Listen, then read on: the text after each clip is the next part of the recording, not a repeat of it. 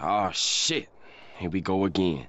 What's going on, everybody? Welcome back to the channel. Today we are doing the second chance bracket. The games start today, obviously, and I didn't want to keep waiting any longer because I'm going to run out of time and not be able to get my predictions out before the first game starts. But I finally thought everything through. I didn't really overthink it too much because what's it matter? I overthought my first bracket and that didn't turn out very well because I had Illinois and Texas in the Final Four, and obviously those two teams lost pretty early. So let's just get right into this and I'll explain my picks as we go. Creighton and Gonzaga. Guys, honestly, I think this is probably my most anticipated game to watch because Creighton's one of those teams where if they're hitting shots, they could keep up with Gonzaga. But the thing is, they're going to have to hit every single shot.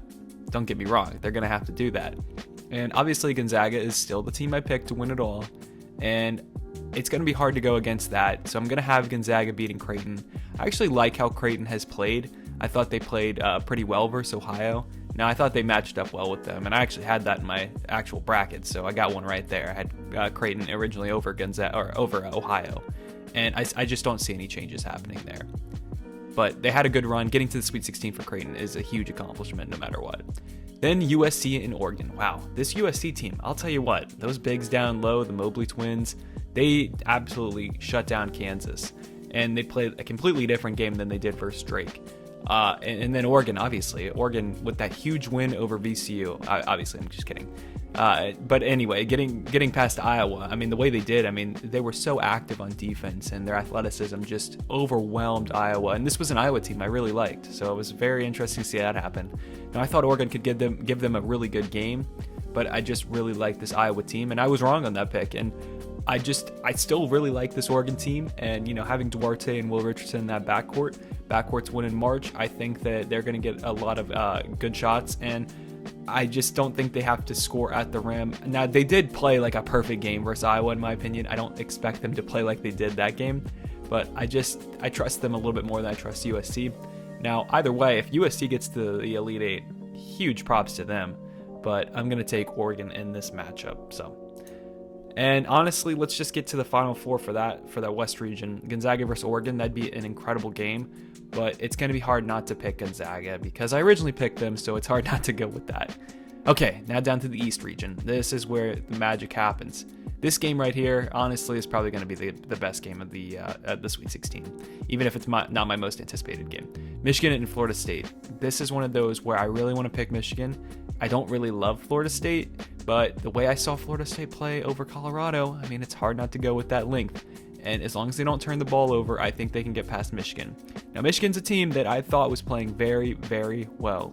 And it's not like I really hate them in any aspect. It's that I expect Florida State to put these tall dudes on, Eli Brooks and Mike Smith and just really slow them down. And I think they have the size down low. Even if they don't have like a great big to match up on Hunter, I think that they're just going to make life very difficult for Hunter. And I just expect them to get past Michigan. And then UCLA and Alabama. Even though UCLA's had an incredible run, I think it ends here because Alabama, these guards are just way too active. If they're hitting their shots, they'll blow UCLA out. If not, this will be a very close game, but I expect them to hit their shots. Alabama is one of those teams where I was wrong.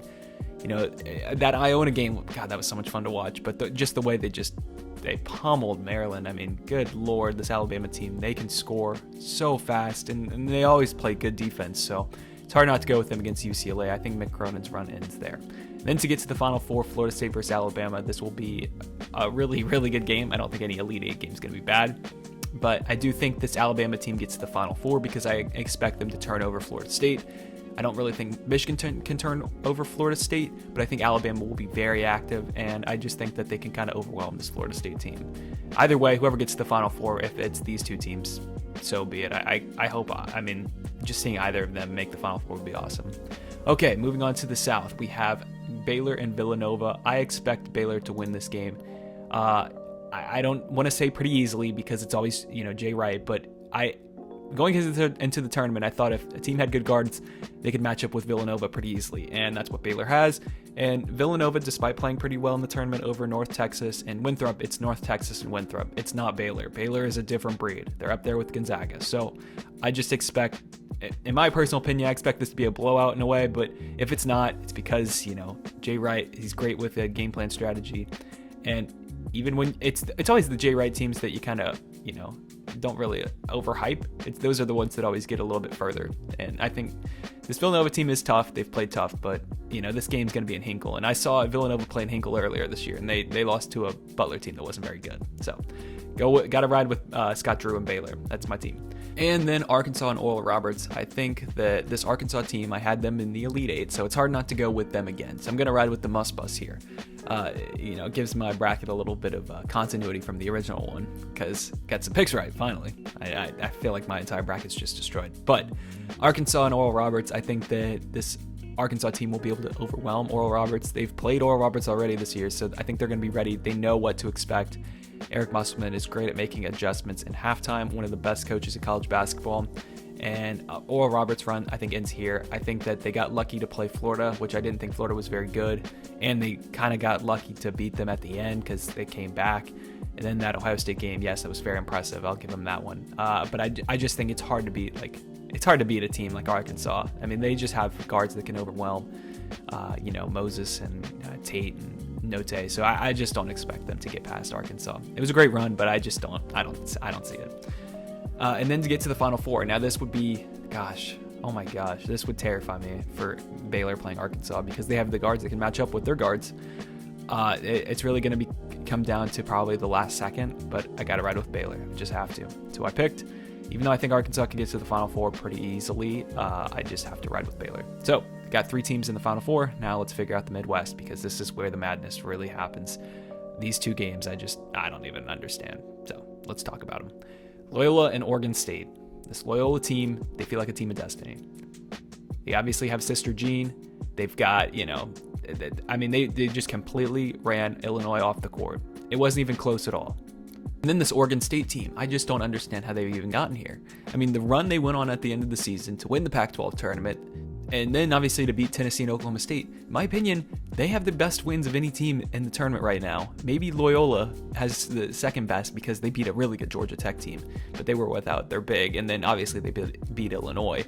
But Oregon State, if not Loyola has the best win, it's definitely Oregon State, and they're just the hottest team right now. And I've thought about it all week. And I really, really, really, really, I want to stress this enough. I really, really, really wanted to pick Oregon State because of just how they're playing. But I just think that Loyola gets past them. It's the first game on today, so I cannot wait to watch that. I know I've said all these games are like my most anticipated. This is the one that I really, really could see Oregon State winning. I want to make that a point. I want to pick Oregon State to get to the Final Four. I so badly want to because that'd be the most random team I've ever seen make the Final Four. You could even no George Mason, no VCU, no Loyola the first time in 2018. Oregon State making the Final Four would be the most random team I've ever seen do it. But I'm going to ride with Loyola.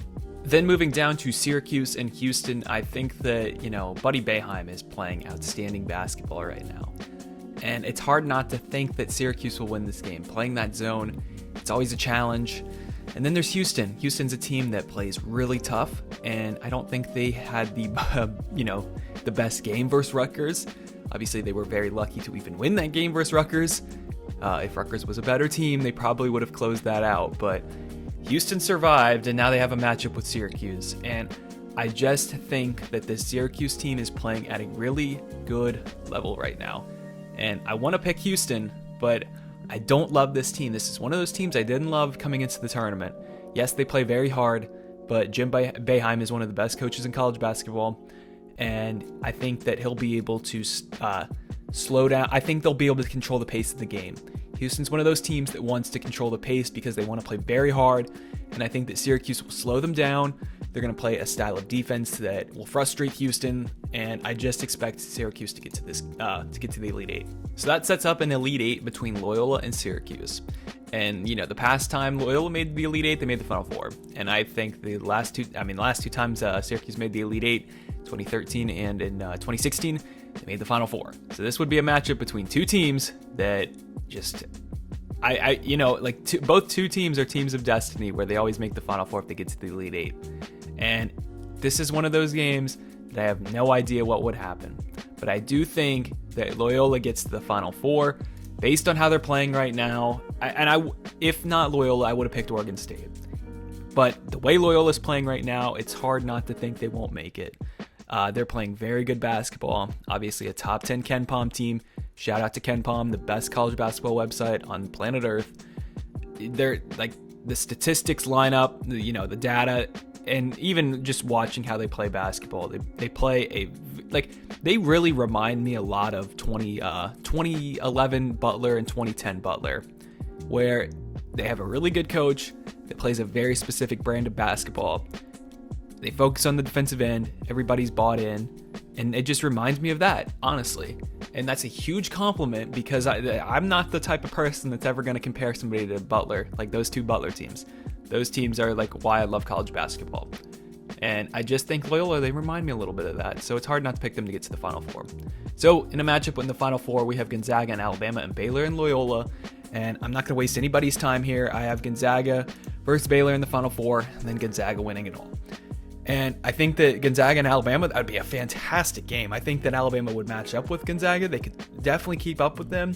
But I think that Gonzaga, they're just, it's hard not to ride with my pick. And they're just a really dominant team.